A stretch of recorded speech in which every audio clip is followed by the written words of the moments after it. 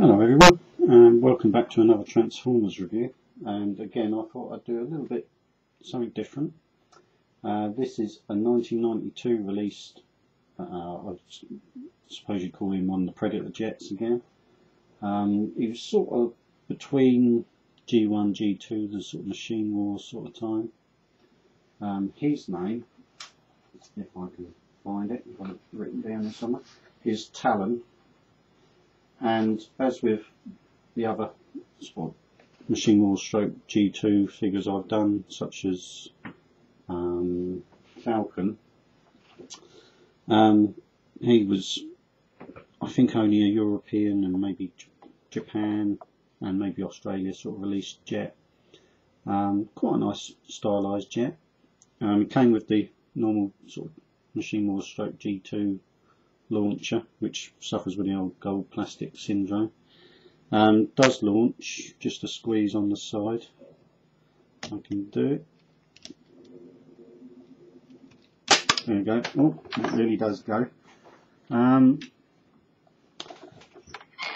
good sort of weapon, good sort of launcher with these sort of weapons. They really did have a lot of power in them, which I'm surprised, because after all those lawsuits they had in the past with sprung-loaded weapons, they seem to have toned them down for a while, but they really came back with a vengeance in that line.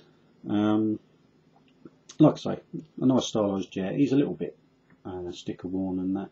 I might sort that out at a later stage. I'll just give you a look round him. Obviously you can see some of the robot kibble there underneath.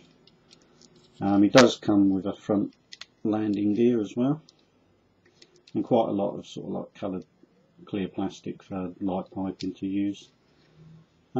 But yeah, quite a nice little jet, a little bit unusual sort of like design of it from the standard sort of jets. I'll transform him now for you. Basically, to start with, you fold what is the back undercarriage up to form his feet, which is quite straightforward. You pull the rear of the plane down to form his legs, and you can see it clearer there probably in the back than from that side, and that basically just lengthens the body. And then to transform and reveal his head, you flip the nose over, and that's him pretty much done.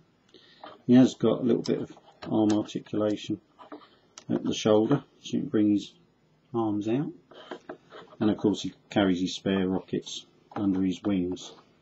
As with all the Predator jets, he did have the other gimmick of, if you pulled down this flap, you could attach him to some of the other larger figures such as Sky Stalker and Stalker.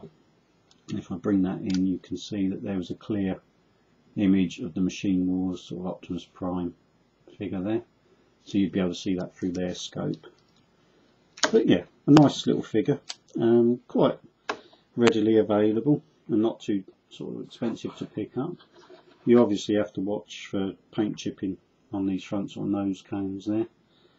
But yeah, pretty good. And if I get a torch out, because I'm filming this in daytime, if I shine it down through the top of him there, you get good light piping with these Predator ones as well. Well worth picking up. As I say, pretty reasonable. Obviously you get different degrees of wear and tear on them, but well worth a look if you want another little bot, which is a little bit unusual from the usual sort of G1s and that. And again, a totally different character where they weren't reusing one of the old names, so it's quite nice as well. As with I've done on Falcon and that, you can peg the launcher into his fists as well, but you have to be very careful because that peg, being that it's a gold plastic one, is likely to snap if you're not careful with it. There you go, it comes straight back out. I'm not pegging it all the way in for much for the reason I just given, but there you go. But yeah, they all had the same gun, although not exactly a fancy gun. It done the job by the fact that it is a good launcher. Okay, well, I hope you've enjoyed that little review. I'll see you again for another Transformers review. If there's anything interesting you particularly want to see, or you want to comment or rate, please feel free, and I'll see you again. Thanks for watching.